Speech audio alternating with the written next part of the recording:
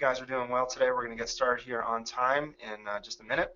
We're just checking in with all of you to make sure our visuals are working out properly. We do have 3 webcams going right now, and you can't see them. Just know that you have some options, and you can make them larger or smaller. We're probably not going to leave them on the entire session, but we all wanted to at least say hello and connect with you. There's a lot of content to get into. We don't want to distract from the PowerPoints that are available to you, but how about you shoot us a quick note, let us know what brings you here, and how you're doing and what you're hoping to get out of the session, and we'll get started here again on time. I'm here to hear Igor present. You're eager to hear Igor? I'm here to get yeah. Igor to hear Igor. I'm eager, Igor. Try saying that 10 times fast. All right. Actually, you guys were a little too shy this morning. There we go. Okay. All right. So it took you guys a little while to respond. So let's wake up. Come on, get your coffee going, chug it.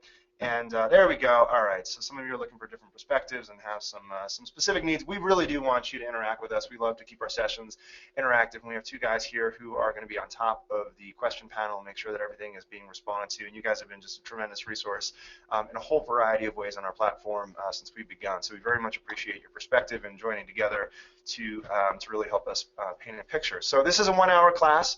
You can see the title up on the screen, The Ultimate Recruiting Guide for Accounting Employers. That's a very appropriate title based on the feedback that we received from all the other times that we've run this course. People are very happy with the content that has been shared, so we're excited that you're here to join us. We know it's a difficult time of year for many of you heading into tax season, or perhaps you're laughing, thinking we're already there. But you're here with us now. We're going to make the most of your time. It is a CPE class. It does qualify for credit. So I just want to make sure everyone knows exactly what to expect. We do have polling questions. There are 4 of them. You need to respond to 3. You need to make sure you're logged in for at least 50 minutes. And if you meet those 2 requirements, we'll issue credit by the end of the day today. It'll be in your account if for some reason you don't get the email notification directly from us. Also wanted to let you know that the slides that you see up on the screen were made available in PDF format on the GoToWebinar side panel. And then finally, just know that we are recording today's class, which we are going to post to the library.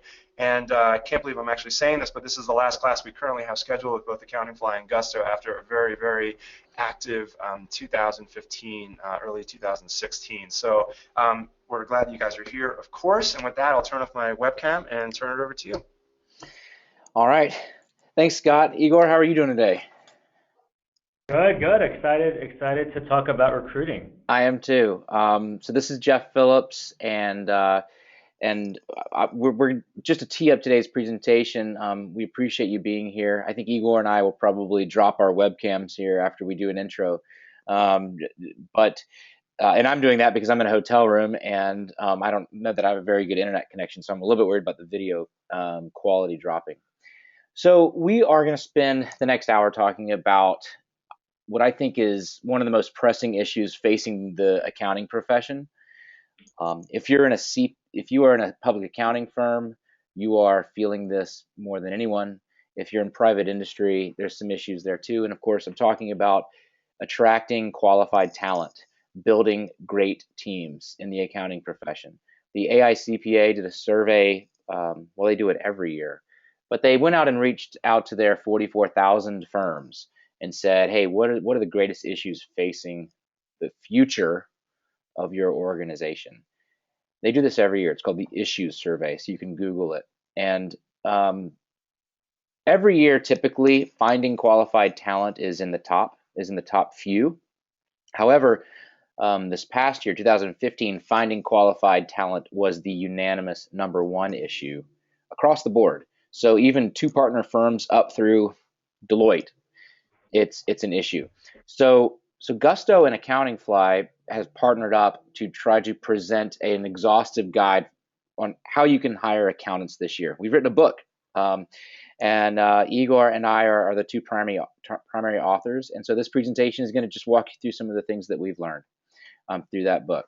I'm Jeff Phillips. I'm a co-founder and CEO of a company called Accountingfly, and we're a technology company, and our primary purpose is helping accounting employers speed up the hiring process of hiring accountants in particular. I'll tell you more about that in a little while, but that's my area of subject expertise. I'm going to be driving the slides today, and I'll be back in a little while to sort of talk about Accountingfly and then coach the recruiting section. but I want to introduce my friend Igor Kayat. So Igor, welcome, and give us a little introduction on yourself. Cool. Thanks a lot, Jeff. My name is Igor Kayat, and I run partnerships at Gusto. And my background has been, I've actually been in recruiting before. I had my own company, and then also been in consulting and in finance. But I'm really, really passionate about small businesses and helping them grow, and also just really kind of a personal topic for me is how do you create great culture, great environment at work, a value-driven environment, and how does that impact recruiting? So I'm really excited today to kind of talk about the intersection of those two ideas and help all of you who are on the webinar today think about your own businesses or the businesses you work for and how you can get and attract talent, and also just create a really great place to work for yourself and for your employees. And I will have to apologize beforehand because I am a little under the weather. So if you hear me coughing in the background, I'll try to keep it to a minimum. Well, one of the attendees jumped in and said that they are off work with fractured ribs and torn cartilage. So Igor, you're not alone in suffering through this webinar today. Wow. Well, I feel like I have a good comparatively. So we're gonna dive into two sections. We've learned a ton in developing this book about building a company culture. You're about to learn from what I think is one of the most fantastic company cultures in industry, not just in the accounting industry, but in the United States. And that's the culture of Gusto. And there's a lot that you're going to take from that in building your organization and your team, because those are the principles that attract great talent. And then I'm going to talk nuts and bolts about how to recruit. One of my backgrounds is that when I was at monster.com, I would put together the advertising strategies that helped H&R Block hire the 25,000 tax preparers that they hired seasonally every year online. I get internet recruiting and want to teach you everything that I know. So Igor is going to fire off the polling questions so we can get to know you, and we can tailor our conversations around your preferences and what you sort of care about. And Igor, the first poll here is, what is a major goal for your company or your firm in 2016? Please select one or more of the following and then hit submit. We'll give it about a minute to do that. Igor, and this is running consistent with the other 3 webinars that we've done this way, but right now it's trending that 65% have a major goal to hire great talent in 2016. 20% have a goal of adding cloud-based technology. That's really exciting to hear. And 11% want to add payroll, workers' comp, or benefit referral solutions, and 32% said other. And I think with 90% here, we can probably shut it down. But feel free to comment on that and take it away. And I'm going to go ahead and close my webcam while we get started here. Yeah, I'm going to do the same thing.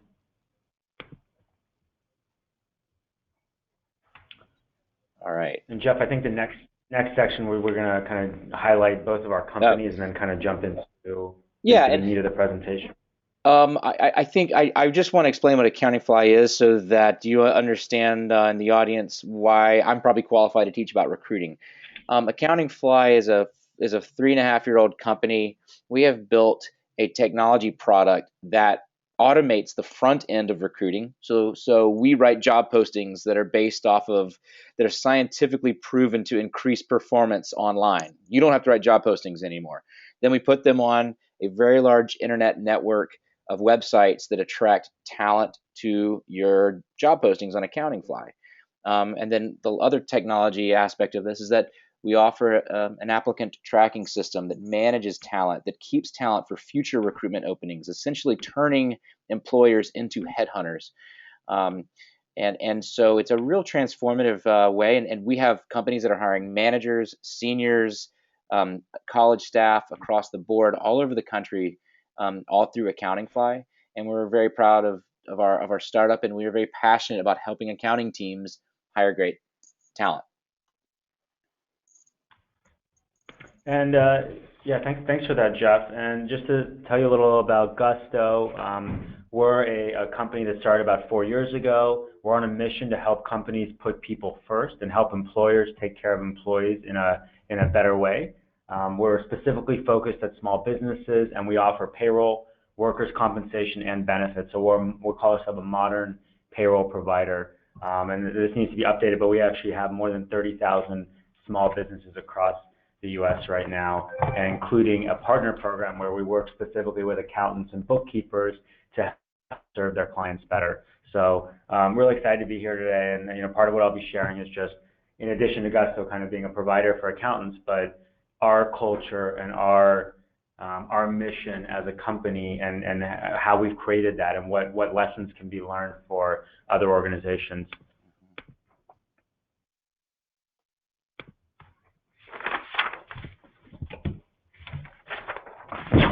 So I want to start out and talk about culture, and there's obviously culture has a real connection to recruiting, because the culture you set at the organization really impacts who's going to want to work there and who wants to stay there. But I'll start out with a quote here, which is not going to be a great quote for the accounting industry, but I'll read it. There's a perception among high performers that many accounting firms are not great places to work. It's part of the reason so many leave for private opportunities. High performers expect a great culture, so it's imperative that you take the time to develop a wonderful place to work. Ignore it at your own peril. So I'm curious, and if you can write in the question and answer panel, but how many of you agree with that statement, that there's this perception that accounting firms don't do culture well, and it's not something that they put front and center? I think that, having our company in Silicon Valley, one of the things that we've done well is really gone above and beyond in creating a great culture. And those things include things like parental leave and time off policies, non-salary based compensation, and other kind of perks to create an environment that people would want to go to and work at. And that I believe has had a huge impact on our ability to attract talent. And I think throughout Silicon Valley that's happening. And I think it's spreading across America. I think the president has talked a lot about parental leave, and Mark Zuckerberg famously in the past few months, took 2 months off from Facebook with the birth of his first child. So I think this idea of thinking more holistically and deeply about the environments that we create is becoming more important, and I think the accounting industry should embrace that. So this is why I'm really passionate about the conversations we're going to be having today, and really thinking about how do we make accounting firms great places to work, and then how will that feed our ability to hire great talent and to retain them and have them do the best work of their lives.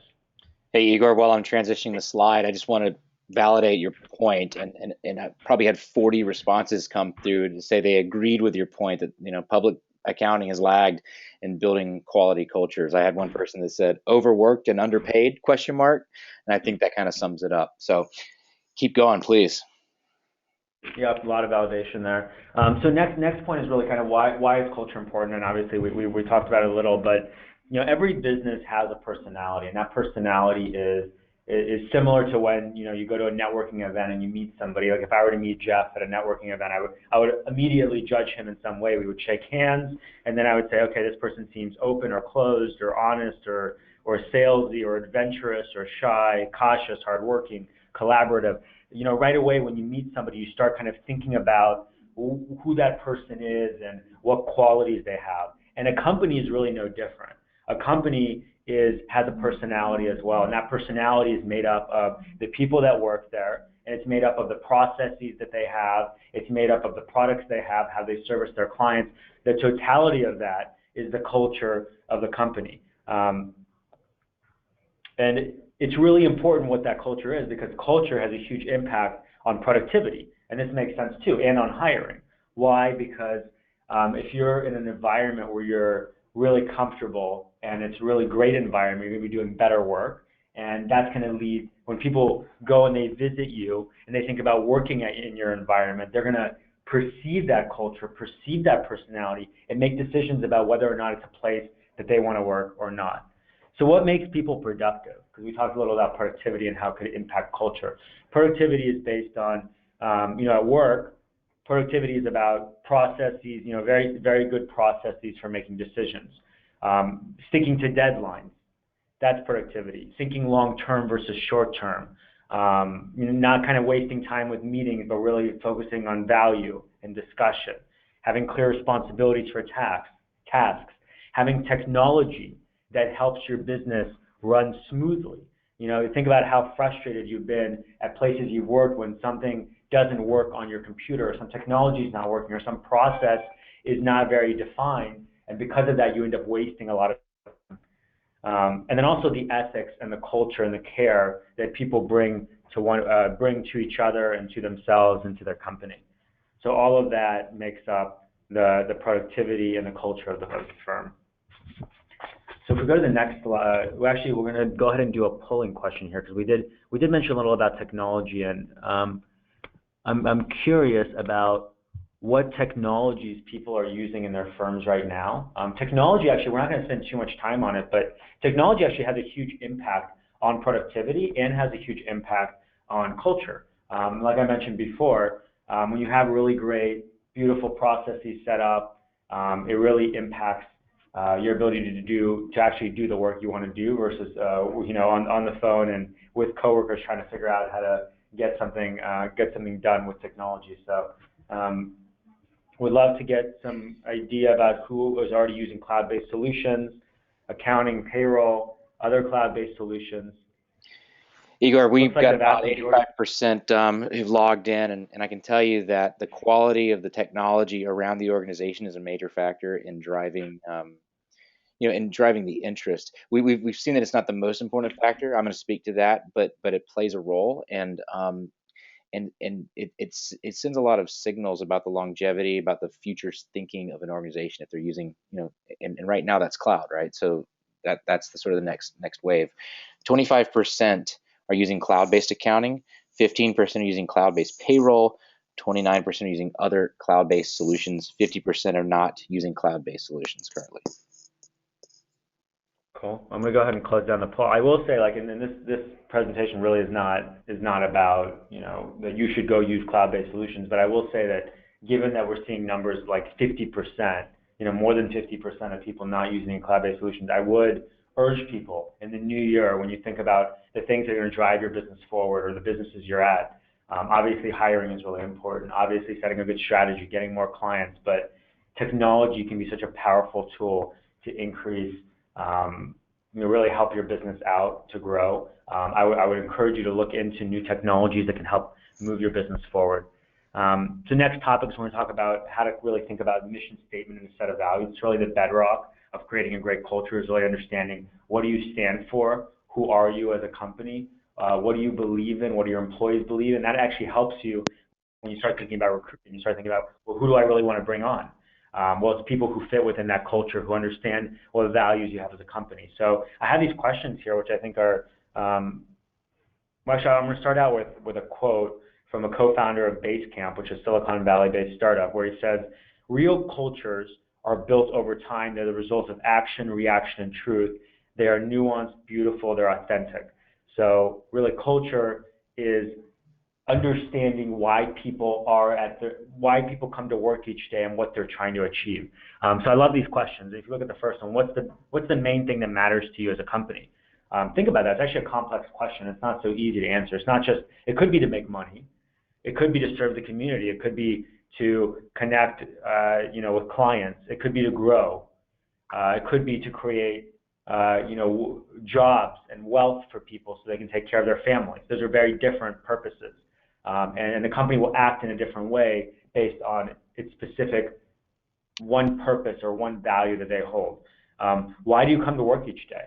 Is it to make money? Is it because you're passionate about what you do? Is it because you love solving people's problems and connecting with them? Is it because you just want to get out of the house?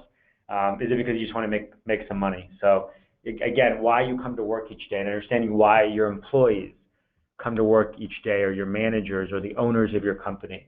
And also, when you think about bringing people on board, who are the type of people you want at your company? Really, really hard workers, people who are just super passionate about the topic and go home at night and do research and just can't stop thinking about what you're doing? Is it people who have very strong family values, those that leave at 4 or 5 every day, and it's really important for them to be with family? So it's really important to understand who makes up your firm right now and who you bring on board. Every person you bring on board changes your culture a little, and it's a very important question. On the next one, what are some reasons you think the rest of the team comes to work each day? So we just talked about that. You have a vision potentially of your own company, and how you see why you come to work each day, why you think your company is even in existence, but your employees have a different reason, and you need to understand those motivations. And then finally, what impact are you trying to make in the world? What are you really trying to do here? And that's fundamentally why we go to work each day. It's why we're here. It's why we're doing this. Like for me, and I know Jeff too, because I've done enough presentations with him, is we love connecting with people and networking and going to conferences and building things and trying to kind of create 1 + 1 = 3 scenarios. You know, that's what really gets me excited and gets me up every morning and gets me going. And everybody has their own passion for why they do what they do and what impact they want to make on the world. So when we think about how to define your company's core values, it's really important to go through that checklist, but also really asking your team's input, especially if you have an established company already with a few employees. The CEO of Zappos actually did this. As a quote from him. I'm not going to read it, but he basically sent an email asking his employees to, write out what are your 3 or 4 core values that you believe in, and then after that, you can hold. You can either do it that way, or what I would prefer is, especially in a small company, you actually have a brainstorming session. You get everybody in a room together. You make sure that they're writing things down individually, because in brainstorming, it's always important to first start with an individual brainstorm and then go on to a group brainstorm. That way, it doesn't bias the group. So you can start out and ask a question: what are some words that currently describe our company? And everybody takes 3 by 5 pieces of paper, and they write out in each of them different things that describe the company. And then after 10 minutes, come together, get all the papers out, and then see what are the actual, where do you see trends, where do you see things aligning, put those together, combine them, and now you'll see, here's what employees think of the company. But then there's a second question, which is even more important. There's kind of where you are today, and there's where you want to be in the future. And so in the future, it's what words describe how you want our company to be. And then again, same exercise. You take 10 minutes, you take 3 by 5 cards. What kind of culture do you want? And there it is. There's how you move from where you are today, the culture that you have that's happened because you maybe haven't been as thoughtful about the subject. And so the culture has just evolved based on the people that you've hired. But those people have motivations, and they have reasons they want to be at work, and they have ideas about what type of work environment they want. And you can make those changes. It's 2016, it's a new year. Find out what people want, and if you agree with them, and if it's the values that you also hold true, how can you create the type of culture that people are super excited about being part of your company? So the next section, I want to go over, Gusto and its values, because I think that we're founded by three friends who were all students at Stanford together in the PhD program, and they all kind of came together with shared interest. They'd all worked with small businesses before, and they wanted to create a different type of company, a company that was really value-driven, solving a problem, doing something good for the world. And so they established a core set of values, and you won't see these values anywhere. We have an office here in San Francisco with more than 250 employees. You'll never see the values plastered on the walls. We view values as things that every employee embodies. So it's the feeling you get. It's what everybody knows that they're there, but they're not rules. They're values that we live by. So I'm going to go through them, and really the reason I'm doing this is to give you a sense of how one company, our company, has done this, because we've been pretty thoughtful about it, and that might be a lesson on how potentially you could think about creating your own value-based system. So the first value we have is called ownership mentality, and what this means is that everybody obviously gets equity at our company because we're a startup. But in addition to equity, ownership mentality means that we all feel like we're owners. So, little things. When there's trash on the floor, even though there are people who take care of that, this is our environment. We clean it up. It means that, for example, 4 months ago when we changed our name from Zen Payroll to Gusto, we decided that it is fundamentally right to call every one of our customers, and at the time it was 20,000, each of them by phone, and tell them why we changed our name and that this was taking place. And that's not just one team that did that. We decided that every single person in the company, it was such an important decision we had made, that everybody at the company should be making those calls. So really it's every single person feeling that they're an owner, feeling that if there's a problem, that they are empowered to go solve it. They don't have to wait for somebody else to do it because they are in charge just as much as anybody else is in charge, no matter what title you have, no matter what role you were hired for. If you have a view, an opinion, a way of doing things better, then you're empowered to do that. That's ownership mentality. The next value that we talk about a lot here is don't optimize for the short term. And this, short-term versus long-term thinking really impacts every decision you make at a company. And every day you make decisions, and that mentality of short versus long-term thinking impacts really the way that you live your life and the way that you conduct your business. If you think about conversations that we have with customers every single day, or potential customers, our partnership with accountants, how we think about financing the business. All of these decisions, when we decide that we're going to take a long-term mentality, take on a very different approach. How do you sell to somebody? Do you just sell them just to get them in the door? That's a short-term approach. You get them in, you get a new customer, but then they might leave 6 months later because you promised them something that actually wasn't true, or you were actually dishonest to them about what you were actually providing. So a short-term thinking would mean just get them in the door, it's fine. Long-term thinking says we actually want the best customer that thinks our product is great and that we know our product is a good fit for, because then they'll stay for a long time, they'll be happy, they'll tell others about it. That's long-term thinking. It impacts every part of the organization, from technology to sales to marketing to the way that we hire people. The next one is we are builders. This is the idea here is that everybody has value.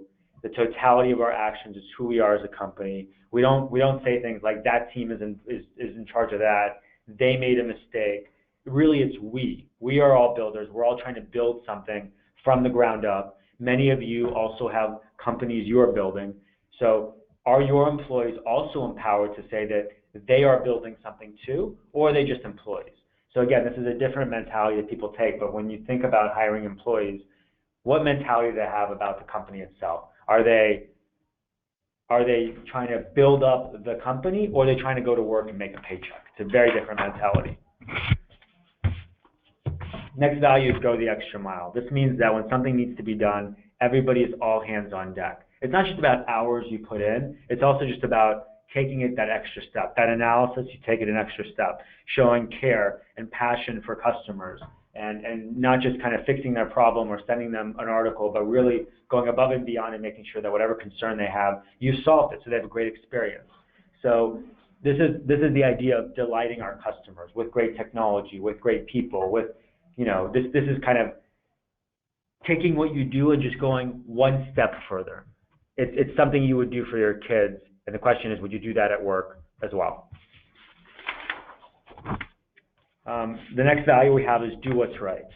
This one's really important. We think about this one a lot because there's a lot of decisions. There's a lot of corporations that have these very long, employee guides that have, all these rules, and you can spend this much on this and this much on that, and don't come in after this hour, and there's all these rules about what you can do and can't do.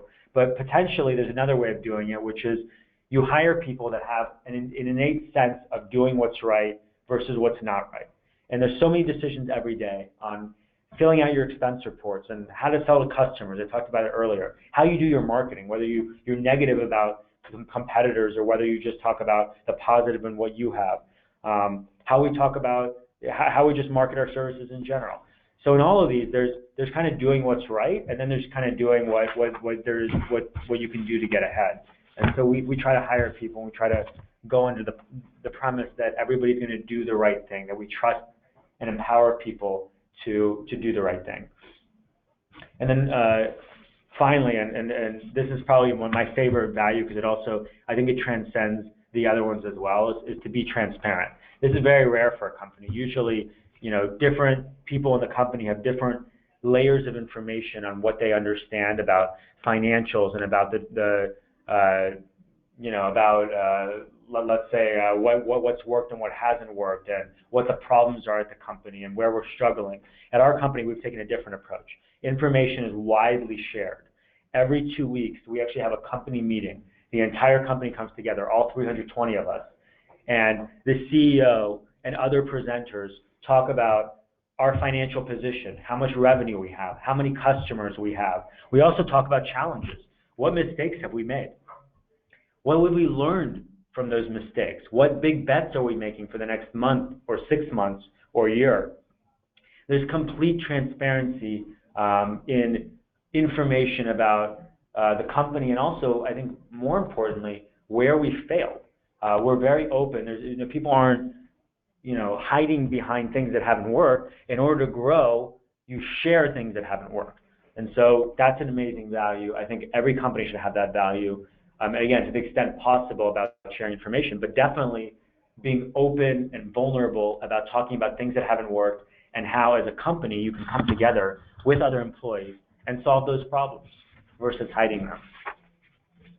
So again, I just wanted to share those as a sample of how one company has done it, and by no means are we the only company that has done anything like this, but I would encourage you to think about what is your own value system, what are the 3 or 4 or 6 values that you have as a company, and I think that would really have a huge impact on your recruitment and on just people being happy at work. And actually on that topic, there's some interesting research that came out of Yale from a professor, Amy Resnensky, and I have a personal connection to her. She was actually one of my professors, and she studies really happiness and work and passion and productivity. And she's found a lot of really interesting linkages it's very complex research, and she's done years of work, but to kind of distill it, it's really that people who are passionate about their work and happy at work do much better work. And it's something that's kind of very obvious, but she's gone out and proven it.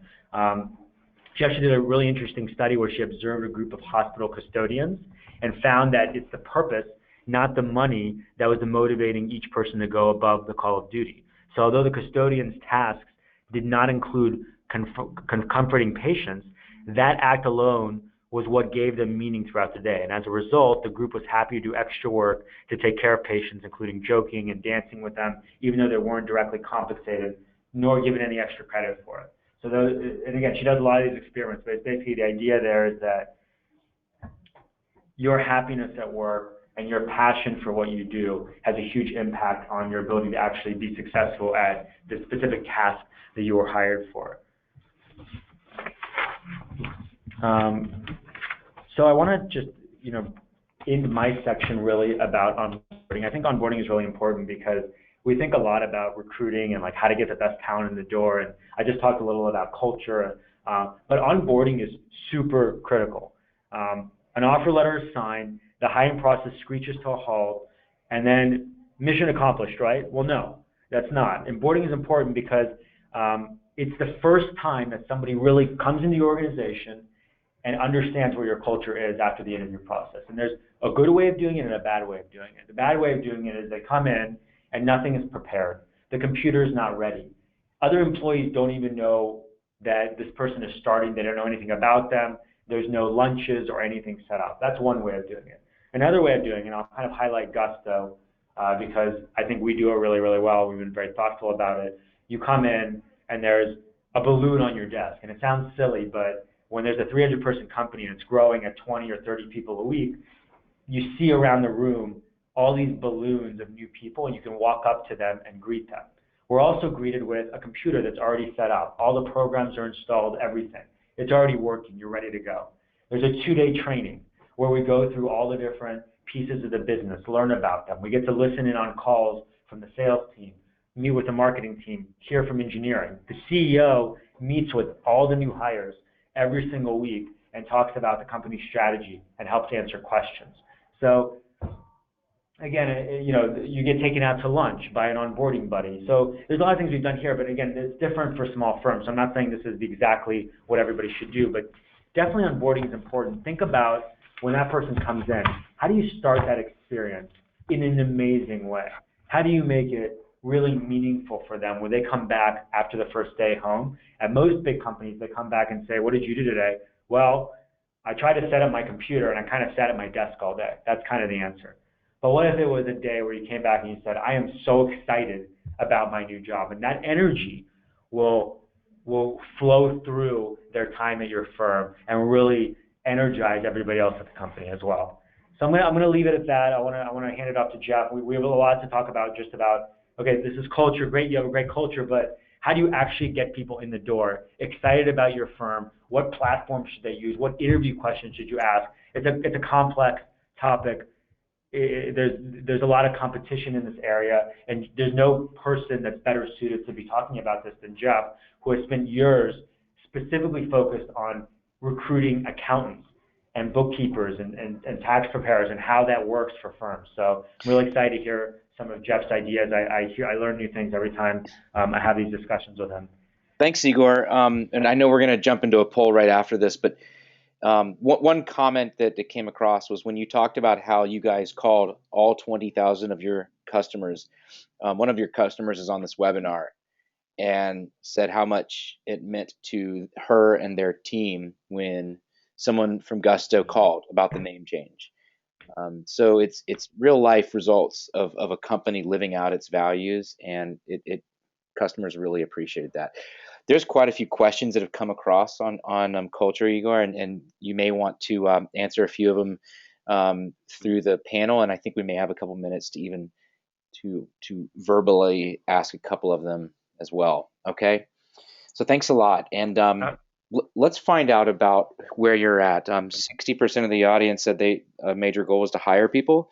Igor, can you fire off the poll just to find out what the most pressing needs are at your organization? So you may be at a corporation that needs to hire some senior accounting talent, or you may be in an accounting firm that needs to hire bookkeepers, or my guess is probably the majority of the people are going to land between 2 to 7 years of experience, which is kind of a problem spot right now. But while people are answering, just please select one or more and then hit submit. We'll do another 20 seconds. Igor, I'm always really blown away by the transparency value of Gusto and how you have a company-wide meeting and you walk through what's working, what's not working. It's actually a value that our company has embraced as kind of as with Gusto as a role model, and it has really brought a lot of trust in the organization and has increased communication and it's putting everybody on the same page. So I'm really glad to learn one of the many things I've learned from doing these webinars with you. Cool. I think we can go ahead and shut this down. But as expected, it's 50% of you.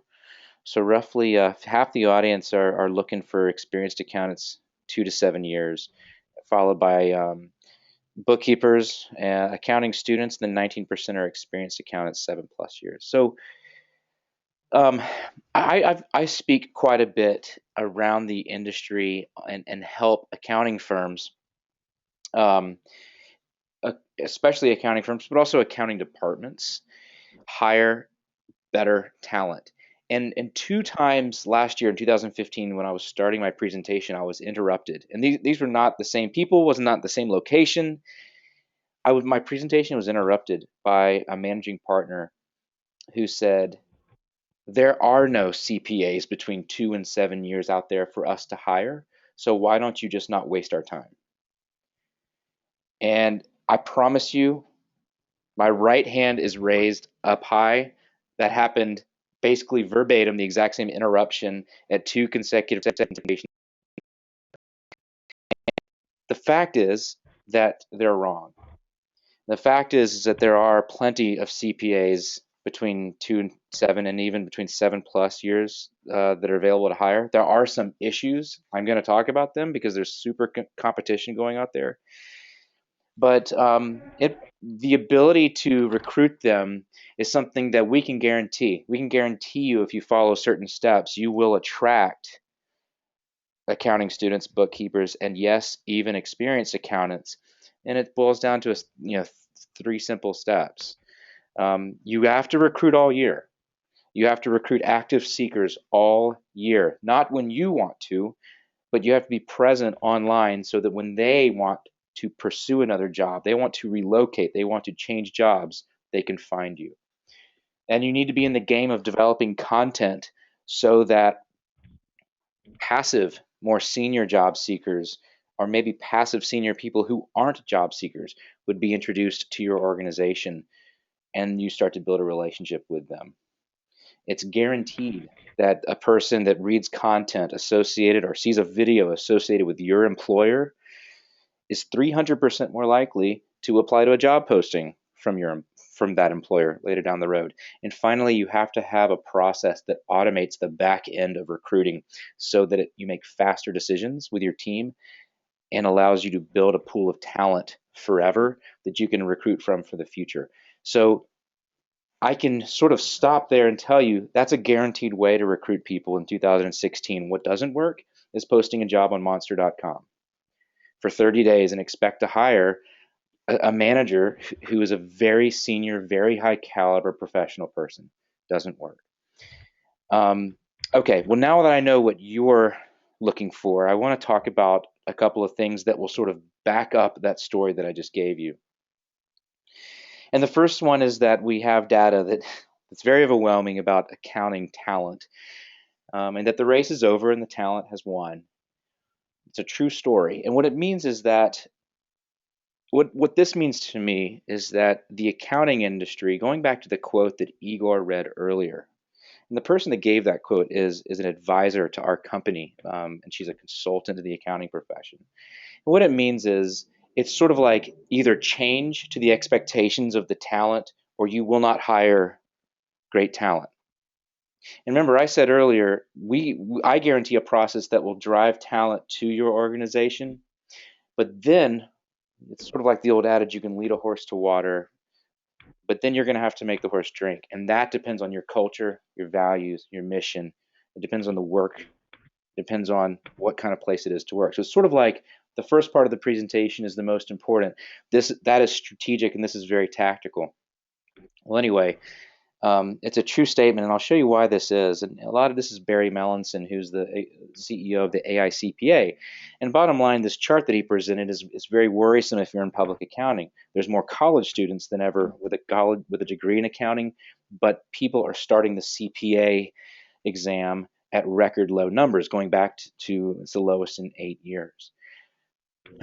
Now, I don't have scientific evidence to say that the reason why fewer people are taking the CPA exam is because they've lost interest in working in public accounting, but I think we can all agree that the millennial generation is one that sort of goes with where the great places to work are, and if there's a perception issue, a bias against public accounting, then that may be a very, very well reason why. So we asked a question, what is the most important thing driving the determining factor of your next employer to young CPAs and students? And overwhelmingly, they wanted 59%. 59% said work-life balance.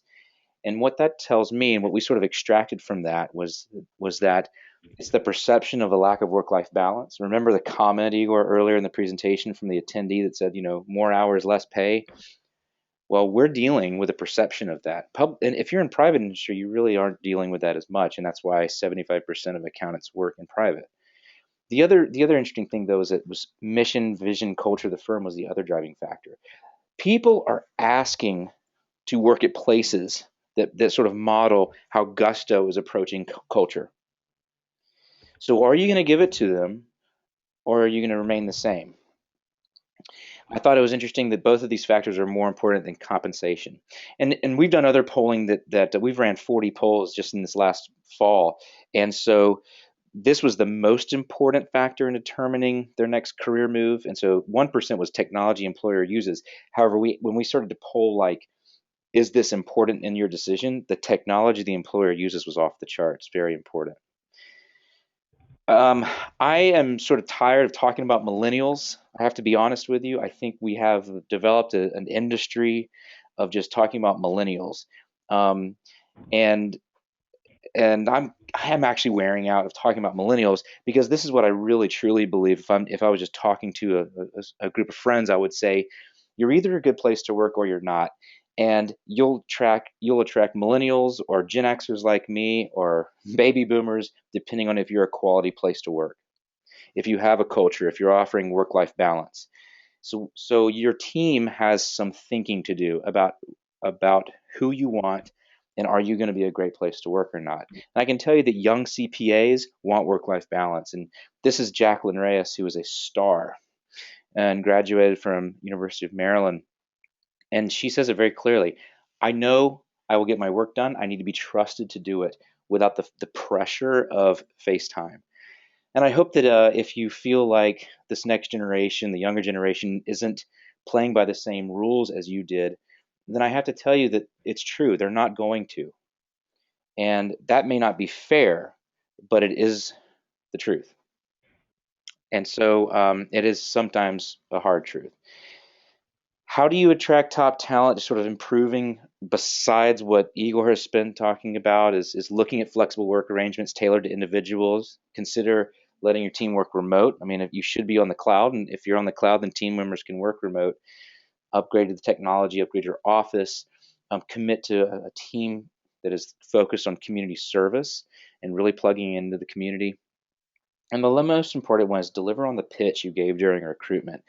If you talk about your organization and you sell a vision of what it's like to work there, then it better be the truth, because what I've learned about young accountants is they will quit on you if what you promise them is not reality.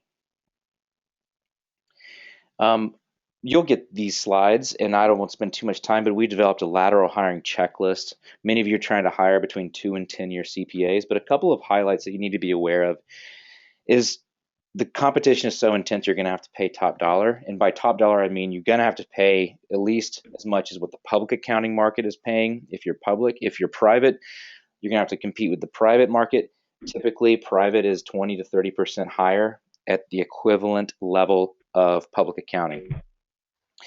You're going to have to respond quickly to candidates. And by quickly, I mean ideally within an hour. We've had multiple firms and private industry clients who attracted high caliber candidates and waited a couple of days to respond, and those candidates were off the market. They were already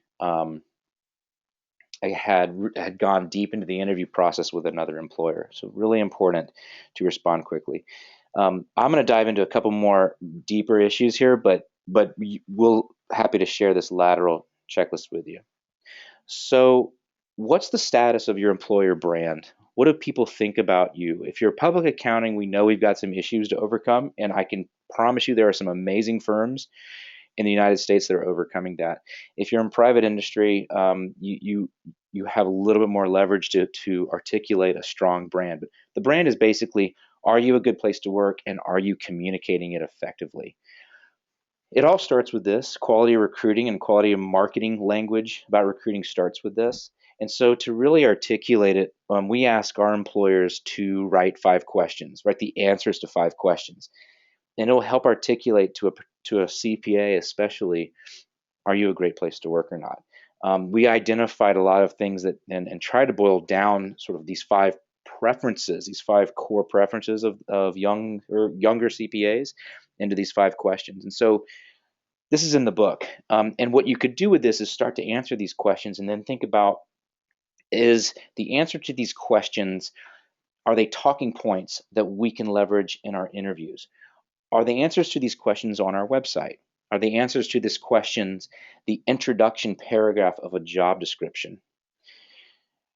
Are they in any marketing or recruitment document that we prepare? And then finally, is anyone on our team that recruits accountants aligned with us and that they answer these 5 questions? So recruiting is branding, right? Recruiting is sales and branding. And if you have a good product, you need to articulate why it's good in a very specific language. And so that's why we sort of base a lot of our coaching around these 5 questions. A lot of them are questions that if you read the book, you would see that go back to Igor's part of presentation. It's sort of aligning your mission, understanding the values, but also answering a question: what will your future look like if you're effective here? You ought to give a game plan to a high performer. If you do well here, this is what's going to happen to you at our organization. The firms, especially firms that lay out objective-based kind of plans to partner, have higher retention than the ones that don't. And the same is true inside corporations. It's a little bit harder inside a corporation because you're dealing with a little more bureaucratic HR.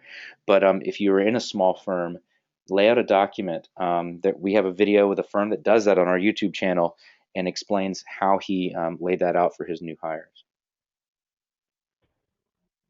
All right, so now you've answered the 5 questions, and now you need to begin to broadcast your brand. Where do you take it? You want to make sure it's aligned, like I mentioned earlier. And some of the ways that you can sort of create media that will attract people is by writing blog and LinkedIn posts, is by having a marketing firm develop infographics that might be interesting to CPAs that are kind of in your market. On Accountingfly or any other job board, you're going to want your 5 questions as the introduction statements of your job postings. And of course, you're going to want it on your website. Some content that we develop for CPA recruiters include videos that have really done well for us, where we record videos and ask candidates, that's actually me on the left, ask recruiters at these firms about why they're great places to work. We essentially ask them the 5 questions, and then we put it on YouTube. We package it up with an advertising agency and put it on Facebook. Job seekers attach themselves to content like this. They see Jennifer Sicking, who's a partner at KHA in Flower Mound, Texas, and hear her talk about her life and her short commute and how she really helps her community. They watch this in 4 or 5 minutes, and it's very different than, this strategy here is much more effective than sort of posting and praying on monster.com or Indeed, because we're creating a recruiting video that people can get excited about. And then if they like it, they want to connect with Jennifer or connect with this firm, they can click and apply. This is one of the fun things that we do. If you use Accountingfly to recruit job seekers, you can use your profile to put pictures. If you have a video, you can link to that. You can link it to your website. We love it when our firms and employers link back to the website. If you have a good website, you'll receive a 5 to 6 times increase in applicants just by having a quality website, because we know we originate a lot of interest for accountants. However, they leave our site, they go to your website and see what they can learn right there. Then they come back to Accountingfly to finish the application. The content, the 5 questions must be aligned on your website. This is an example of a great firm in California, Armanino, who really understands how to answer those key questions. They have their jobs listed on their website. Okay, they have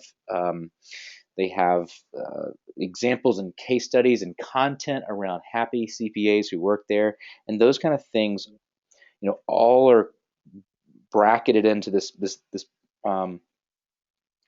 I guess this bucket of content that is stuff you write, stuff you produce, and stuff you put online. So when people see it and read it or watch it, they're learning about your organization, or they're learning about a helpful tip and your organization is behind it. And it's really content marketing. I mean, and that's a big part of our strategy for our firms is content marketing. So I've just got a couple of minutes left, but I want to back up and go back to the story from earlier, which was it really takes 3 steps. You want to recruit all year, and that means you need to be online. You should have a profile on LinkedIn. You should have a profile on Accountingfly, and even job postings that run all year long, because you can't control when somebody's looking for a job. I would avoid your newspapers, and I would avoid Monster, and I would avoid Career Builder. I would embrace LinkedIn, Indeed, and Accountingfly. You want to create content and use your internal marketing department or outsource it, but you should create content that is helpful to CPAs or bookkeepers or students and put it out into the world. It's remarkably easy and inexpensive to do, and if you want us to do it for you, we're happy to. The reason why you do that is that strong employer brand connects with more senior job seekers and attracts senior, passive job seekers. And the very last step is that you need a process to automate recruiting, automating the back end to hire people faster. So there's plenty of tools out there. They're called applicant tracking systems, and most accounting employers do not use them. Most medium-sized to large companies do have them. But if you're an accounting firm, you need an ATS. For 2 reasons. Primarily, eliminating low-level data entry. All right, we put every resume that you'll interact with into Accountingfly, whether it comes to your website, through college recruiting, you meet them at a bar, wherever. And the benefit of that is now your team can look at the resume because it's in the cloud, and they can collaborate on the notes, on ranking a candidate, and making a fast decision before the candidate applies somewhere else. And the other reason you want to do this is every resume goes into one place. You become, and this is a shot of a website, a firm that routes all its traffic to their Accountingfly profile to apply. So you want every candidate to go into one place. You want to make it super easy to apply. None of this 25 questions to fill out a job application. Make it simple. We make it extremely simple to apply, and every candidate goes into one place. So I was mentioning earlier about the benefits of just taking these automated steps. I've been in sales a long time, and if I operated my sales work through Excel spreadsheet, I would be very disorganized. I don't. I use Salesforce, a very large CRM. Well, this is like Salesforce, but for recruiting. Because the ultimate benefit here is if all your leads are in one place, not only do you make faster decisions, however, you also build talent pools for the future. Have you ever hired somebody through a search firm? If you hired an associate, a senior associate, I bet you paid a pretty chunky fee there for hiring somebody, and there's a lot of value there, but I would say to you that a very long-term strategy and an approach to recruiting is to be in it for the long game. And everybody you interact with should go into a folder in your ATS, and you can contact those candidates later down the road when something opens up. So now you start to see the ROI of applicant tracking systems because you're becoming a search firm by adding into your network a lot of talent. So we are excited about that. We work with firms that have been importing candidates from going back to college recruiting days, who've kept in touch with them through Accountingfly, and now they poach these CPAs that they met on college recruiting 2-3 years after the fact from the Big Four. So kind of going back to my original point, you want to get short-term thinking by recruiting all year long. You want to develop content that attracts passive job seekers, and you want to have a process that makes it go fast. Those are the key points, and hopefully there's some real nuggets in there. Now, all of this is laid out in our book, and I'd like to show you that. We're going to send you a copy of this. You'll get an email from an Accountingfly email address. This is not a sales solicitation. This is just Accountingfly and Gusto's book. You'll get an attachment for it, and we'd love for you to read it. And there goes in a lot more detail and some helpful worksheets in there as well. So I think we need to wrap up with a final polling question. Is that right, Igor? Oh, there it is. Yep. Yeah. Let me if go ahead if you'll launch it, we intend to do more webinars. What we hope is that this is helpful and not, even if you're just doing this for CPE, that you get something out of it. I would love to know what you think about it and what you thought your next step may be. It may be not on here, but if you're interested in learning more about Accountingfly and what we offer, select one or more of the following. Learn about Accountingfly, learn about Gusto, maybe implement some of the ideas in your own organization, or something else, which, Igor, is just a nice way of saying nothing else, I think. But, that makes us feel better, I guess. Right? Yeah. And I was also going to say, feel free, in the question and answer panel, if there are kind of additional topics related to what we talked about that you're interested in, we can always develop more.